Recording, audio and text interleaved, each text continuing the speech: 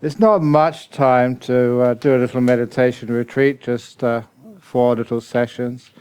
But first of all, the meditation which I learned and which I practice and which I teach is to install some peace and some happiness in your life, to give you good mental health and physical health. So the last thing which we want you to do is to be uncomfortable and in pain. A good example of that is when we do the actual meditation practice. If you need to cough, please cough as soon as possible. The reason, thank you, the reason for that is there's something in meditation retreats which we call the volcano effect. Just like a volcano, it gets plugged up and it builds up pressure. When it blows, it's very devastating. And that is just like coughing. Many people feel, I don't want to disturb the people next to me. So they suppress it, they plug it up, and it builds up pressure. It's gonna blow. And when it does blow, they can probably hear it in downtown Chicago. And also, you spread a lot of unhealthy lava around the people next to you. Thank you. And that's a good example of sometimes with compassion but not wisdom, that we usually make things much worse. So to start off, we have our posture, the way we sit. And don't ever think that it's only namby-pamby cream puffs who sit on chairs. Real meditators sit on the floor. And all these softies on big cushions, take them off, sit on the hard floor. Maybe we can get some broken glass or nails to make it even more tough. Which is totally against the path of peace. There is no magic posture. There's no posture which you have to sit in order to get a deep meditation. There was once, and John can confirm this wherever he's gone later on, that I had scrub typhus fever. No one knew what it was, we thought it was typhoid. In hospital for many weeks, feeling really terrible. If you've ever had a fever, you've got absolutely no energy left at all. It's a struggle just to get up. And started, like many people, when you get a fever, no energy, no cure in sight, getting depressed. But low energy, mental and physical, I decided I'm going to meditate. So I did meditate, the method I'm going to teach in a few minutes. I got into such a wonderful deep meditation, couldn't feel your body anymore, just so free from the constant ache and tiredness of a fever. And when I came out afterwards, what really struck me was my posture. One leg was this way, one leg was that way, an arm up here, an arm over there. If you've been a few weeks in hospital in the bed feeling terrible, you can understand why. And from that time on, I realized, personal experience, posture is not important. You can sit on a chair if you wish. You can sit on the floor if you wish. Many people, you've got one person who's smart over there, sitting against the wall. That is always the first place which is taken in my temple. The wall seat, you can sit back, you can put your feet out. That is comfortable. That is the A seats. But the reason why, over there's 2 people. Of course, it's a nun. Of course she's wise. She's been doing this before. The reason is that we have to try and be kind to our body. We're not a master or a mistress of our body. We work with it. And if you, instead of controlling your body, you become a friend to her, care for her, find out the best position, then you'll find the body can relax, and it's not a problem, a disturbance anymore. Those people who try and control their body, train their body, you'll find it takes such a lot of effort, and it's never as good as just being comfortable. Even on chairs. The only reason I sit like this, I was trained, this is the most comfortable position for me. Even on aircraft, if I possibly can, I'll cross my legs. And often thinking that you can save so much money on an aircraft company if you allow people to sit cross-legged on the floor. You can get 2 levels just in an ordinary plane. But that's not allowed, unfortunately. But I'm comfortable like this. That's the only reason why. I'm really painful on the chair. But I sent in a little piece of science evidence that the most comfortable position for your back is 15 degrees from the vertical. Exactly the inclination of your seat back. That's just proven. So that's one of the reasons why these seats have a sloping backrest. It's like evolution, market forces. Those which are the most comfortable are the ones which survive. Evolution. And so that is why these seats, if you want to lean back, please do so. It's the healthiest position for your body. As for your legs, some people are very big, and so it's very hard to dangle your legs off the seat because it's not high enough. In that case, get a cushion, put it under your butt to raise your butt up so the legs can be more comfortable. Other people, their legs are too short and they just can't even reach the floor. Then you put cushions underneath your feet. In other words, don't just endure. This is not the US Marines. This is the Buddhist TSA, or the TSA, kind. So first of all, try and find the best position for your body. Where you put your hands doesn't really matter. In fact, there's only one part of your posture which I will insist upon, the one which is most important if you want deep meditation. And that is the thing which many people miss, the position of your mouth. Smile, for goodness sake. It actually makes the meditation easier. I learned this, and I took an anecdote, when I was a student. I don't know how I ever got myself involved in this, but I got into the rowing club, the 8s, on the river. And I think it was because they were offering free sherry, and I must have taken too much and found outside my name. And this is before I became a monk. And I remember that we were rowing in some race, and the coach on a bicycle on the footpath shouted out at me, said, "Smile, don't make a grimace." And it was wonderful advice. As soon as I smiled, the oar was easier to pull. I had more energy. It's a very simple psychology. Whatever you do in your life, smile when you're doing it. You have more energy, less pain, less trouble. So if any of you are meditating, that is bad posture.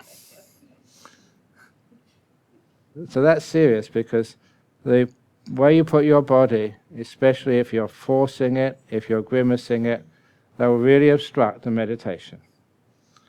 So when we do the guided meditation in a few minutes, I'll be leading you through just your posture. And the reason for that is that it's an exercise in mindfulness and kindness, and also suppressing your thinking process. The reason it works is the only way that you can know if you're in a nice posture, a comfortable posture, or an uncomfortable one, is you have to be aware of physical feelings, and it's very difficult to give those feelings a name. For example, the feeling of your bottom, your butt against the cushion. Can you feel that? The pressure? give it a name.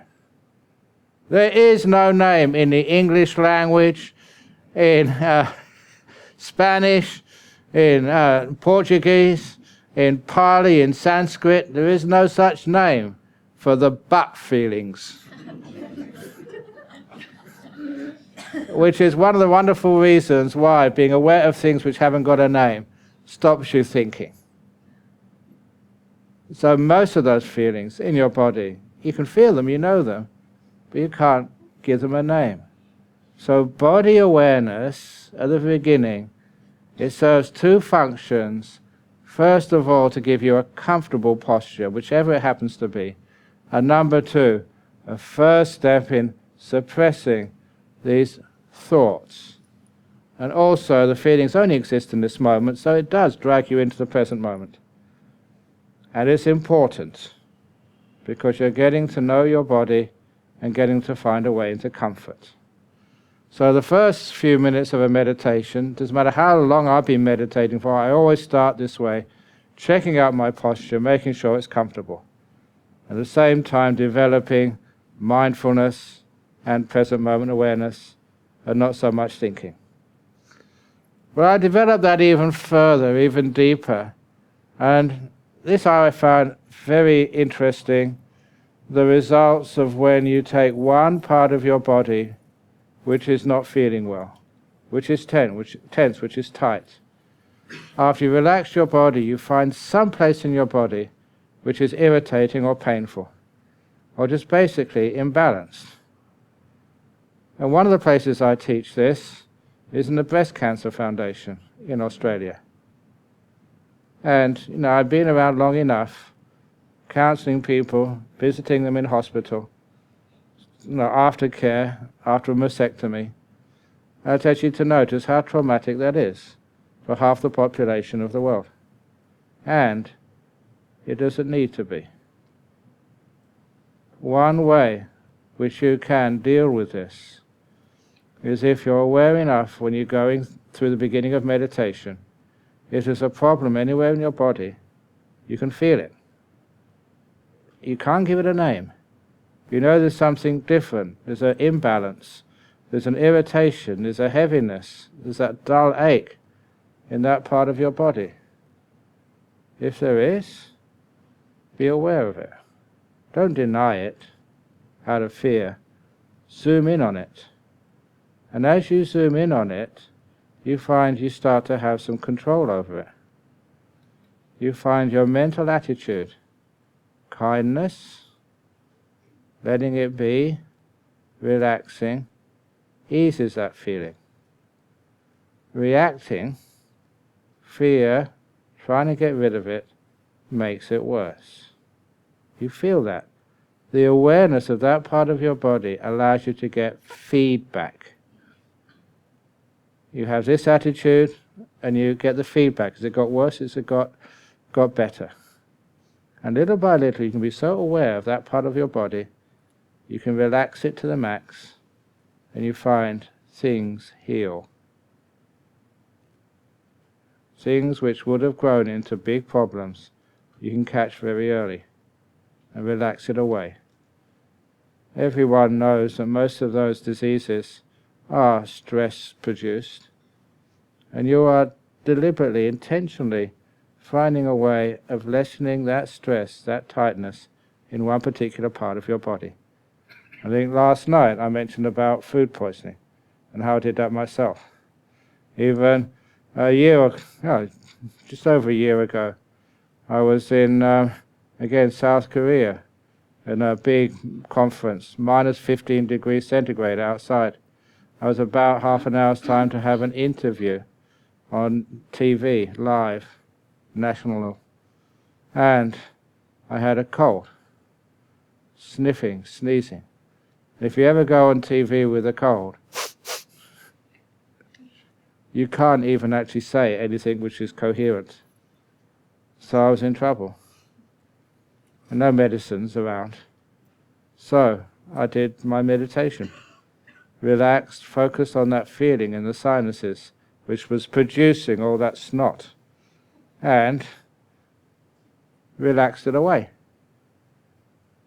10, 15 minutes, that cold was gone.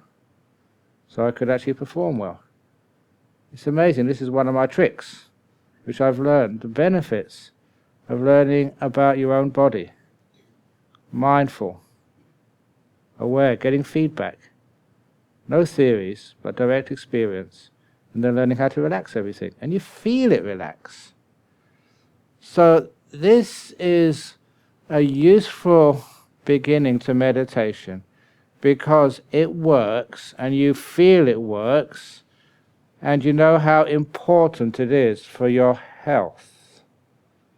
I don't know what's going to happen to Obamacare, but you don't need Obamacare. You can get meditation care for free, self-administered, through your own wisdom and skill.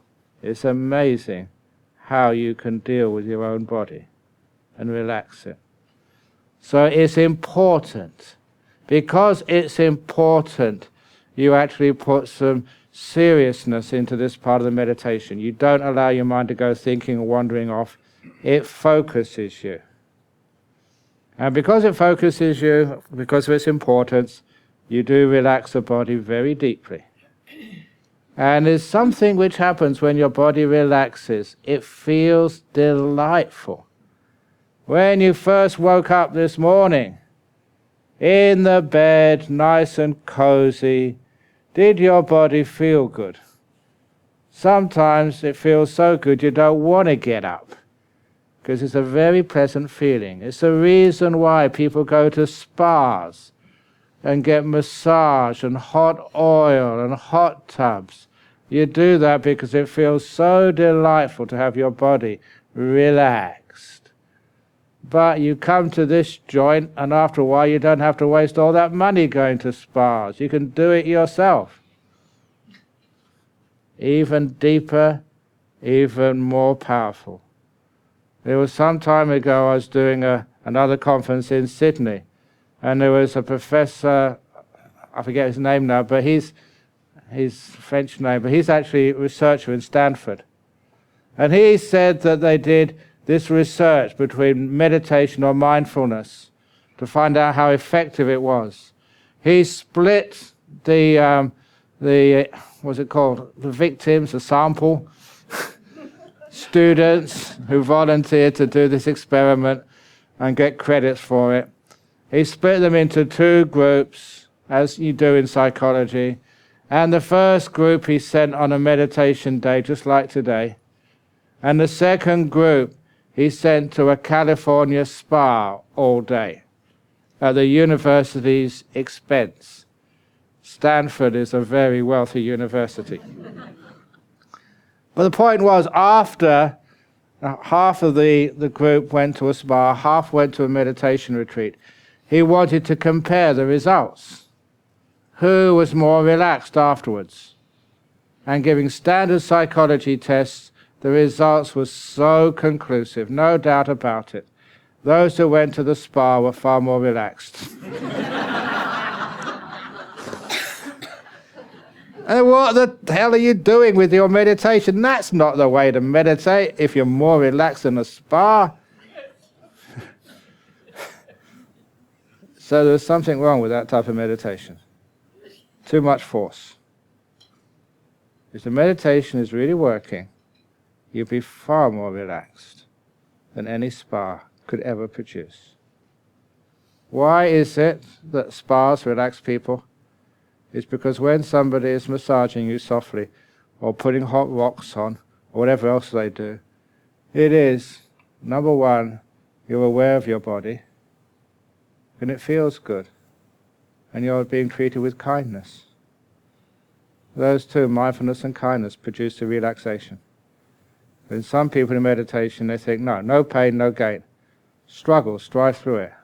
And that is so dumb. It doesn't work. So you sit down and you relax the body until it gets so relaxed it feels delightful. This is one of the wonderful insights of meditation. If you do it properly, it feels so pleasant. And once you've done that to your body, then we can start looking after our emotional, mental world. And I'll do a guided meditation soon, and as I do it, you'll start to hear me saying something about what I've called the peaceometer. Just like in a car, you have a speedometer, you have another meter to show how much gas you have. You have all these indicators to actually indicate whether you're going to put the pedal further down on the accelerator or just loosen off the pressure, and you get the feedback on the needle of your speedometer so you don't get done by the police for speeding. So that's similar to what we do with our peaceometer in the mind. How peaceful are you, or how agitated are you? And once you have your mindfulness, your awareness on that indicator, then you soon can get feedback. What makes you more tense and agitated? What makes you more peaceful and relaxed? You get feedback. And this is one area where people kept on asking me for years, yeah, I know we should let go, but how do we let go? It is a skill which you haven't been taught. And it's a skill which you have to learn, not be taught. So you use this trial and error like every other part of learning. You're watching your peaceometer, and if I do this, does it make that needle move more towards agitation and away from peace? When I do something else, do I get more peaceful or more agitated? That trial and error with the feedback from mindfulness is how everybody learns. It's how you learn to walk. You do something, you fall over, it didn't work. You do something else, that worked. And that gives you the feedback. That's called learning. But now our mindfulness, our awareness is on just this one thing. How peaceful are we? How agitated are we? And that is so important because you're learning here what letting go is. Letting go, letting things be, is exactly that thing you did which makes the mind peaceful. You learn so much. And what happens next? Because you're becoming peaceful, you tend not to think so much. That thinking mind, which is always the biggest problem for most meditators, is not the cause, it's a symptom. So you try and find out why we're thinking, not trying to suppress it and stop it, but what's the cause of thinking? And the cause of thinking is you're not relaxed enough and peaceful enough, you're not happy enough. That's why we go off thinking and planning. It's just an escape. Go off into some past memories. You go through all your inventory of past memories. You may not be able to find a good one, but even a bad one will do. It doesn't matter anything to think about. It's amazing just when people have peaceful lives and things are happy, they look for drama. They need drama. So they go watch Game of Thrones. Or they go to these, I can't understand it, they go to these theme parks with death drops.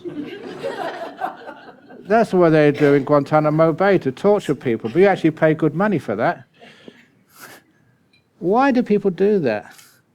The addiction to escape. Anything to get away from being here. And so when we are just becoming peaceful, we find being here is not such a bad place to be. When we relax and stop looking for anything somewhere else, we find it's so peaceful here. It's not the best place, but it's more than good enough. When you start to become peaceful, it's like going on a journey, the old idiom for life. You're on a journey and you get tired. You want a place to stop and rest all this thinking and planning and worrying and drama of life. You want to take some time out. So all you can find is a very cold, hard, lumpy stone bench to sit on. It's not the best place, but it's all you've got, this present moment. But what happens when you start to sit down on this, not really great, but good enough stone bench? You find after a while it's not cold anymore, but it gets warm. After a while it gets smooth. after a while it gets very soft and incredibly comfortable. The longer you stay in this moment, the more pleasant it becomes. The same way that when you are starting to look at your peaceometer, you'll find just being here, not complaining, not having a fault-finding mind, but being so grateful just to have a day when you have no work to do, no responsibilities.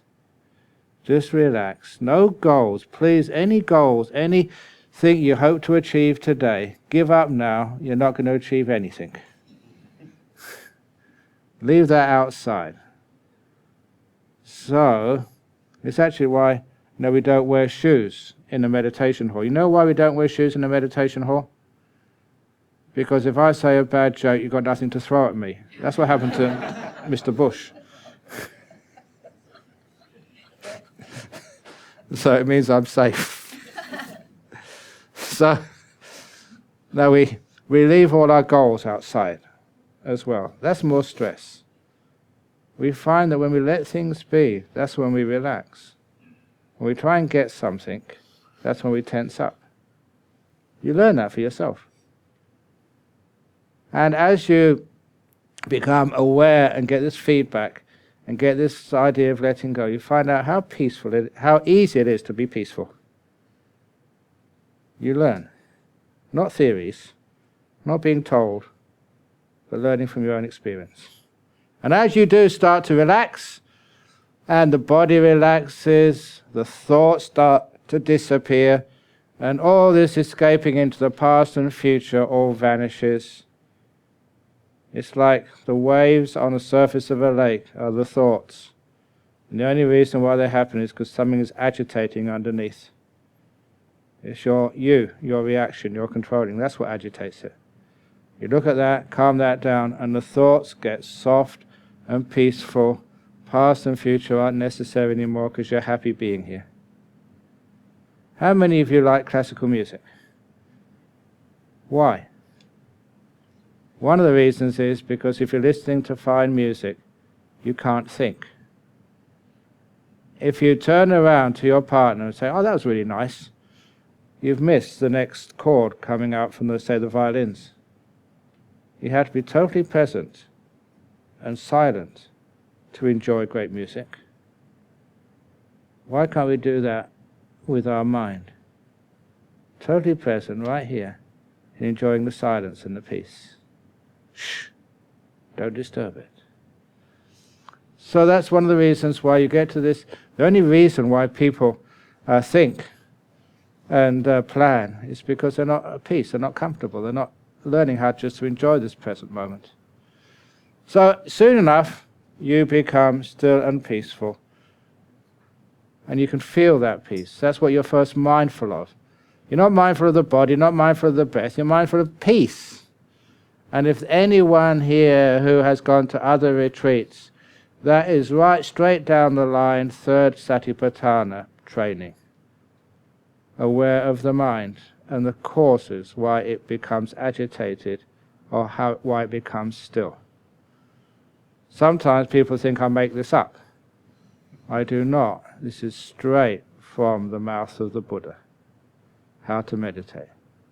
So anyway, you learn how to relax your mind, make it peaceful. Once it starts to become peaceful, then, if you want to, you can do loving kindness meditation, or you can start watching your breathing. Usually the breathing comes up by itself. I don't go looking for the breath. The reason why it comes up, it's the last thing which is left moving. Body is still, no thoughts going on, and all you have left is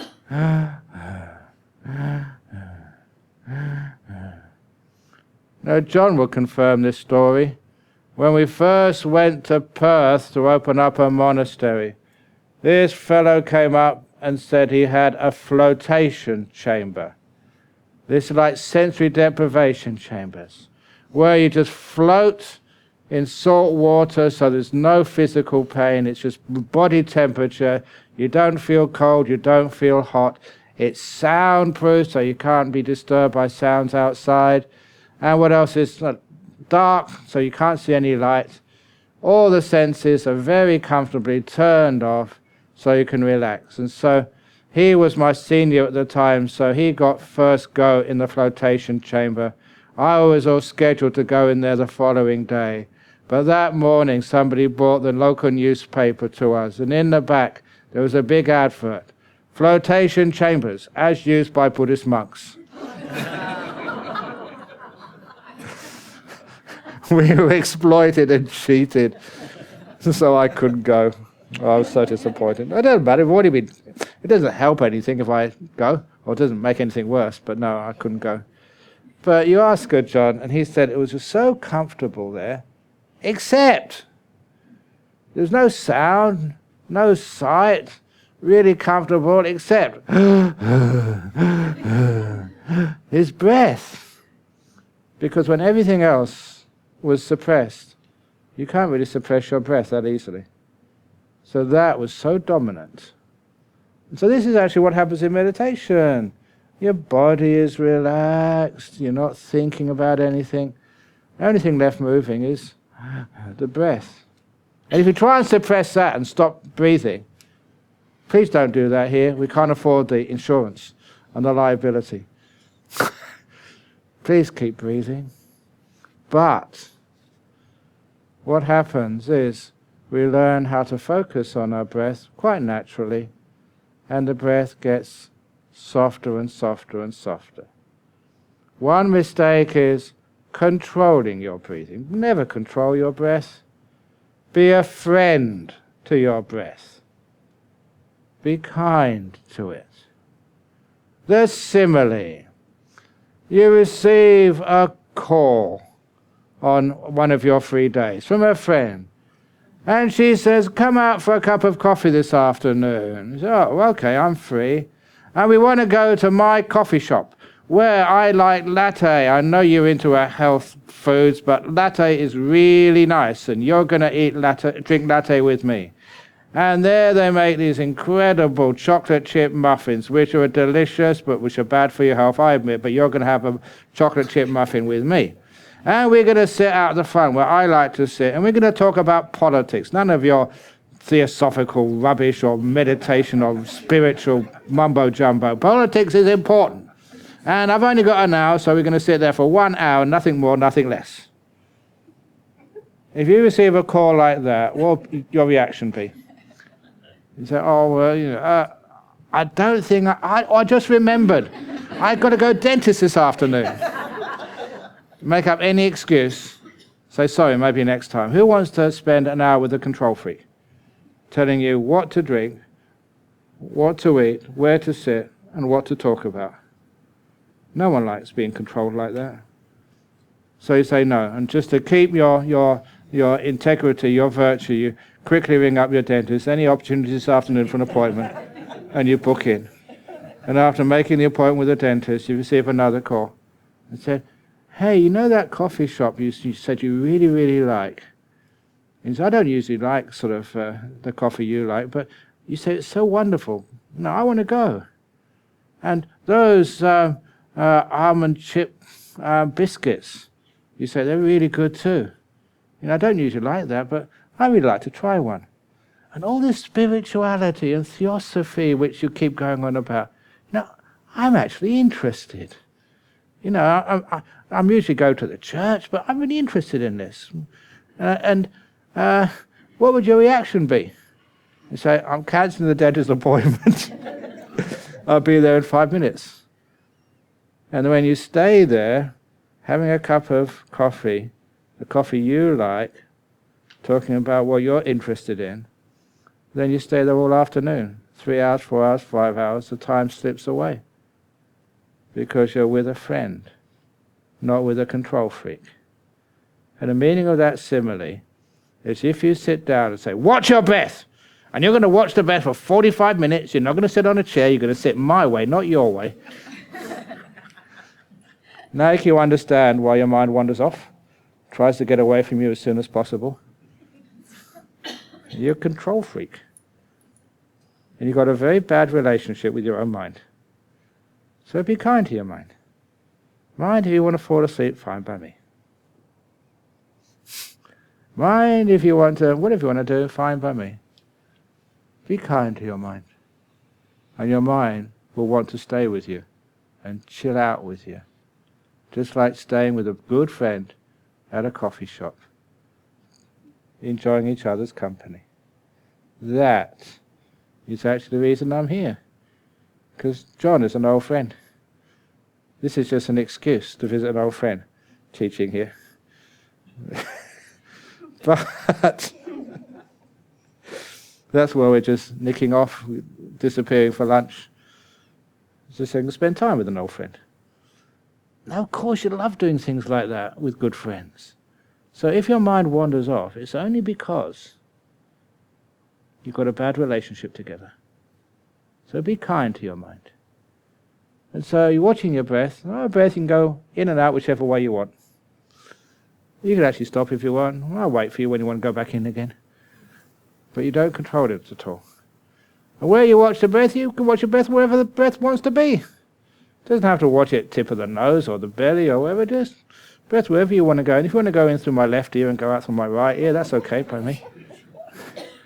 So you don't control anything. You regard your meditation object like your closest of friends. And honestly, that's the relationship I have with things like my breath. As soon as I've got a bit of time, I just close my eyes. It's like the breath says, "Hey, you again? Yay! Let's hang out together. Let's chill out." So we're best of friends. We stay together for long periods of time. Not through force. We just, sometimes, oh my goodness, I'm supposed to come out of meditation now. Too late. But that's how it works, that kindness and friendliness. And because you're watching your breathing, naturally, don't force it. As you're watching your breath, relax. Because you relax, your metabolism goes down. You don't need so much oxygen, so the breath gets softer. And because it gets softer and you're relaxing, you find your mindfulness gets stronger. You become more aware, like I said last night. If you want to sort of do the watching the toilet bowl trick, give that a try. And if so anyone happens, if you're in the toilet then waiting for hours and you hear someone inside going, "Wow, wow, wow," they haven't gone crazy, they're just meditating, that's all. But if you don't know what I'm talking about, just get the tape from last night. But imagine what your breath must feel like at that point. It's just gorgeous. Call it the delightful breath. Breathing repeatedly. Oh, this is just so nice. Oh yeah, I can do this for such a long time. And one of the signs of that is that it's time for lunch. Nah, don't want lunch. Don't interrupt this. It's just too nice. Have you ever, your partner, your husband is really into, say, the Super Bowl, and it's time for lunch or dinner or something, I don't know what time that's on, and you say, "Darling, the dinner's ready." They're not ignoring you, they just can't hear you. They're right there on the Super Bowl. Or you're watching a movie and it's about to end, and somebody knocks on the door, the telephone rings. You just can't hear it. Because you're enjoying what you're doing so much, you're totally absorbed. And because of that, you can sit comfortably for hours, enjoying yourself to the max. That's why meditation should be fun. I don't know why people just endure meditation. It's the most fun thing I ever found out I could do. So, you're watching the breath. It's beautiful, beautiful, beautiful. Happens naturally. You're just an observer. You don't do anything. Doing stuff interrupts the process.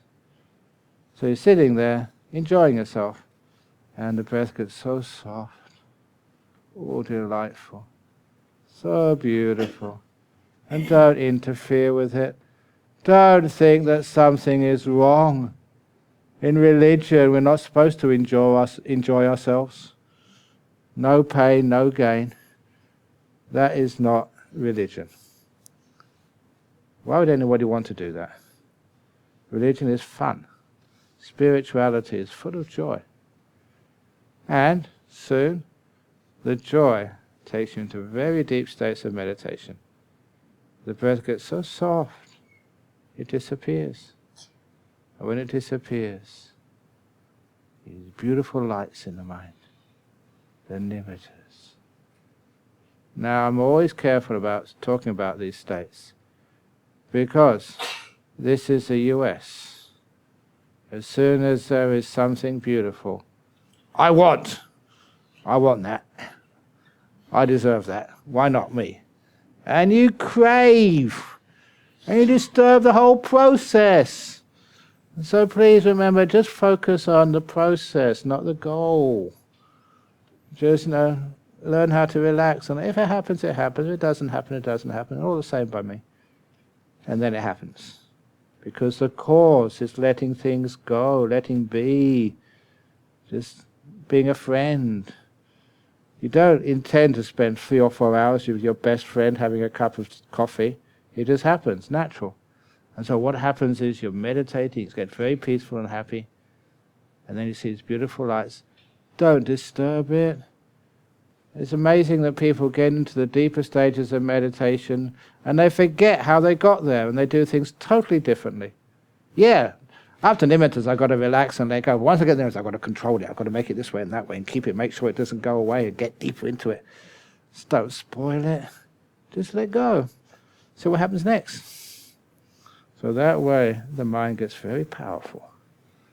As you get more aware, more joyful, you can see more. Like the simile last night of walking up the hillside, the slower you go, the more you see, and the more beautiful what you see. And don't be afraid.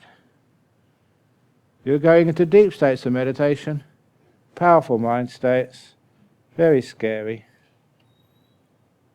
Scariness, fear, the root cause of fear is about to let go of something you're very attached to, which you think, if you don't have this, that you're going to really explode. Please, there's nothing to fear at all. Just go for it. One of the other reasons I teach is I just want other people to get the bliss which somebody gave to me. It's my paying off my debts to my teachers, to actually to see you with this stupid big smile on your face. Oh, whoa. And to realize just how much fun and joy meditation is. Body so energized, so healthy, mind so empowered. You feel that power. So if you want to actually to get into the deeper reality of stuff, really penetrate, you need a powerful mind to do that. Just like if you are going to run in a marathon for the US in the Olympic Games, you need to have a very, very strong body. If you want to be an Olympic meditator, really get into the nature and truth of things. You don't tell a person what to believe. You're teaching a person how to find out and discover for themselves. And this path of meditation is how you do it. It's a training of the mind, a strengthening and empowering of the mind. The bliss is like the free gift in the cornflakes packet. It makes it fun and makes you go deeper. But it's the power of the mind which comes afterwards. That is what is really cool. And from that you can see things as they truly are. That is how we meditate. In a nutshell. But there's more than nuts in this world, so we're now going to actually do some meditation, and out of kindness and compassion for you, many of you have been sitting down for the last almost 45 minutes. So now, please follow my instructions and stand up. And stretch. Whoa. Ooh. There we go. There we go. He used to have this, John will confirm this, he was with me in Thailand. The old men and old women in the village, they used to have the nickname. The old woman was called Mare Oi, and the old man, Poor Oi. Like poor means Mr., Mare means Mrs. poor Oi and Mrs. Oi. And the reason was because every time these old people got up, they went, Oi, Oi, Oi. So if you're a poor Oi, or Mrs. Oi, or Mrs. Oi, you know why. Very good. So once you stretch and you feel good, then you can sit down.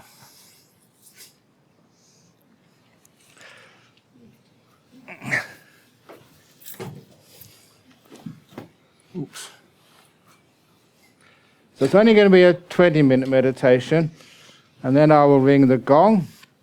For those of you who want to carry on, just carry on until the next session.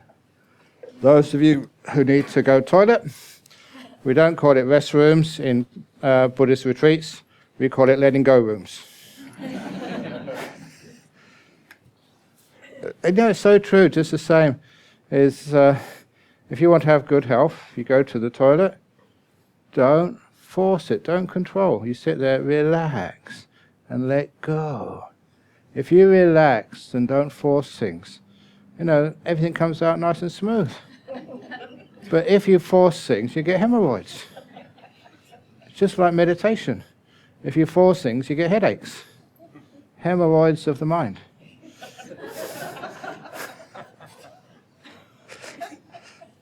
It's true, you know.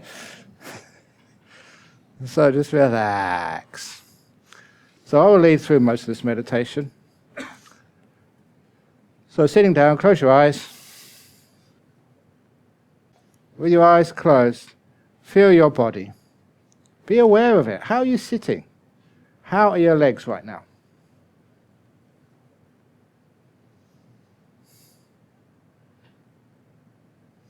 If you need to move them, please do so. The mindfulness gives you feedback, and from the feedback, you can find the best posture. So don't think about what's the best posture, experience it, feel it. Next, you experience the feelings in your butt. Do you need to put a cushion underneath it? Or take the cushion out? How is your butt feeling right now? And don't just be aware, do something about it. Be kind. And then you move up to your back. You can stretch it and then relax it. Lean back against the wall or the chair or lean forward, the left, the right. You find the best position you possibly can, learning from the feedback you gain from mindfulness.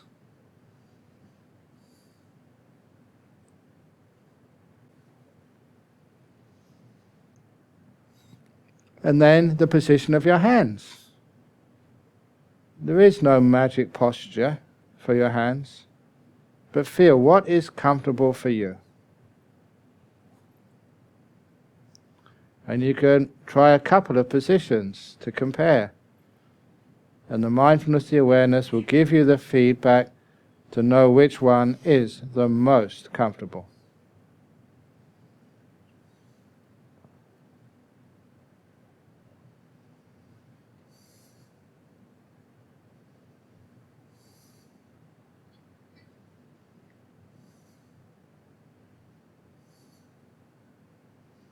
And then you can relax your shoulders.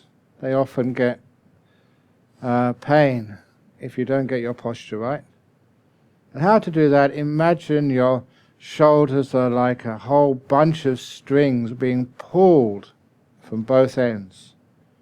That's called tension. If you can visualize this whole bunch of strings, muscles and tendons being stretched, and then imagine letting go of both ends. If you can imagine that, visualize it, you'll find your shoulders will react accordingly. They too will relax. So it feels good. And then you check your head, making sure it's not too far to the left, not too far to the right, not forward, not back. It just feels good. And the reason why we do move it, to adjust it, is to get the feedback, to know what is the best position today, in this moment, for my head. It won't always be the same position every time.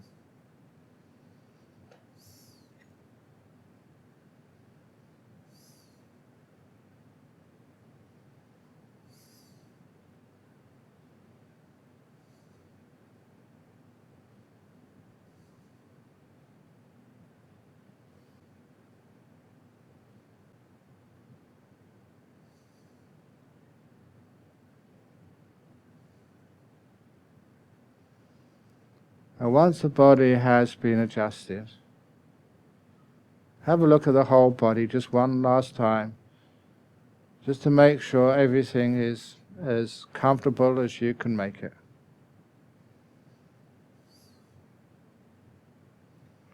By being aware of the body, you are suppressing the thinking, and also developing some mindfulness and kindness. Now to go to the next level, have a look inside of your body and see some part of it which is aching, irritating, painful, or just imbalanced. Many people have irritable bowel syndrome. So you just focus on that, on your feeling in that part of your body. Or if you have some aches and pains somewhere else, scan your body and just find out the most irritating place. And be mindful of that. Zoom in on that feeling.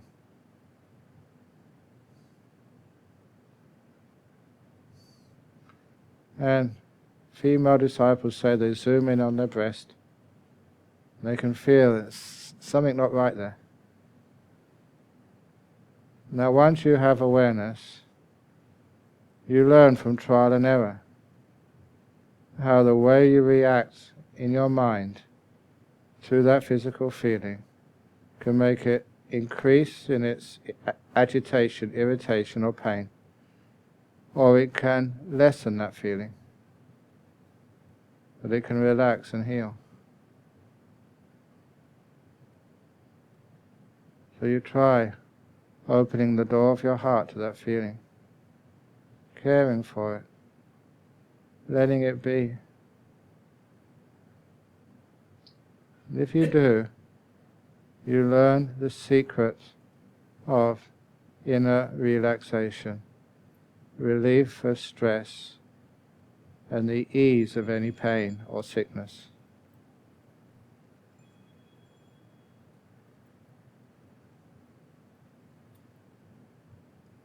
The body just relaxes inside.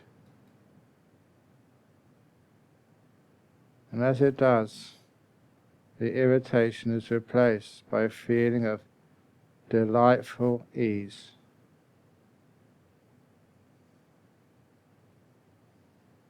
You're being kind to your body, and your body appreciates that so much.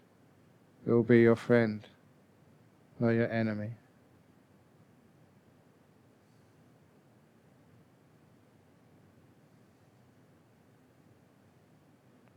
Just be with that one part of the body and relax it as deeply as you can. Learn from the feedback that mindfulness gives you.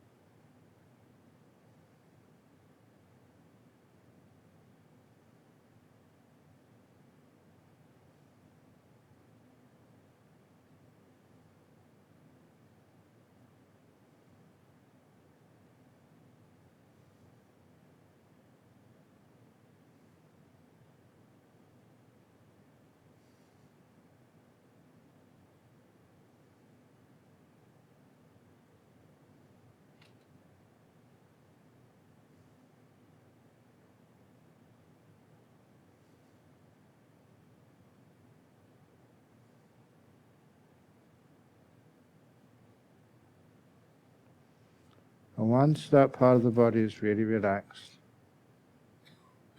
then you can let the body disappear. And instead, ask yourself, how peaceful is my mind? Or how agitated is it? To help, give it a number from 1 to 10.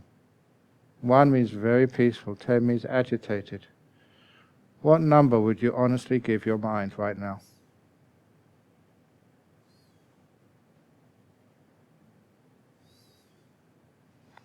All this is doing is pointing your awareness at this peaceometer. Once you're aware of the quality of your mind, which is peace or agitation, now see what you need to do. What makes that needle go up closer to 10? What makes it go down closer to 1? What relaxes the mind? What agitates it? Goals and striving point you up to 10. Contentment, happy to be here,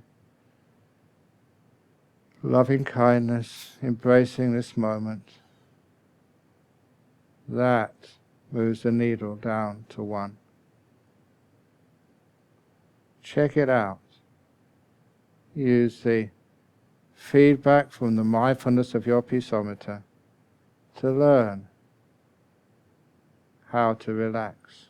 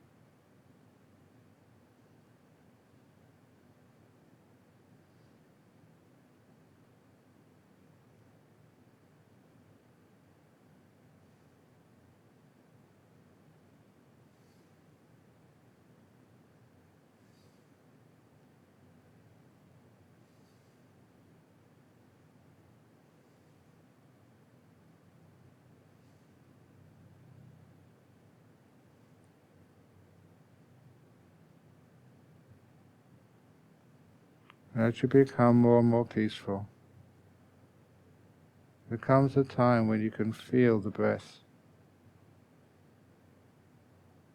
Where you notice the breath on your body is not important.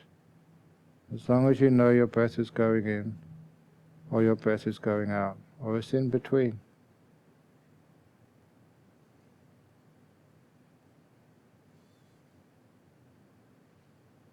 And treat your breath like a friend, not something to order around. The breath knows how to breathe. All you do is observe.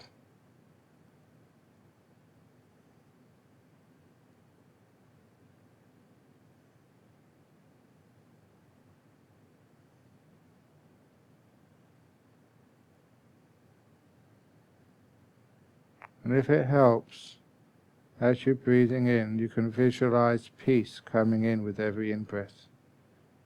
Breathing in peace. And as you breathe out, let go.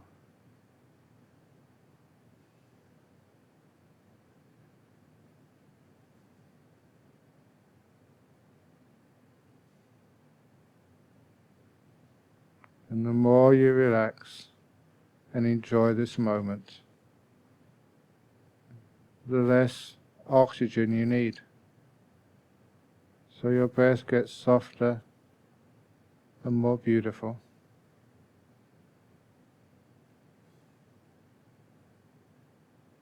Just breathing in, peace. Breathe out, let go.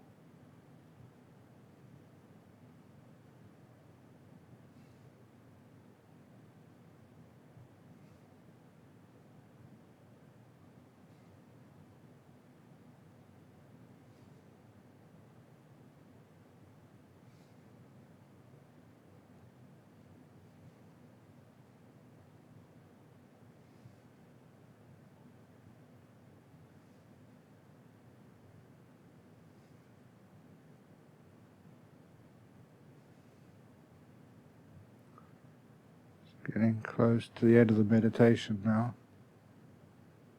How do you feel?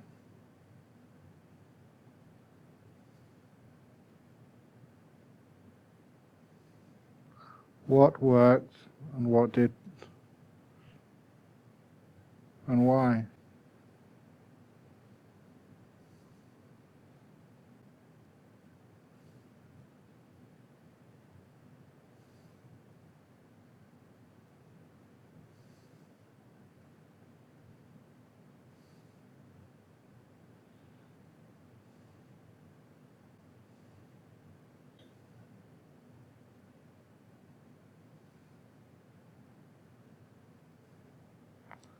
I'm now going to ring the gong to end the meditation.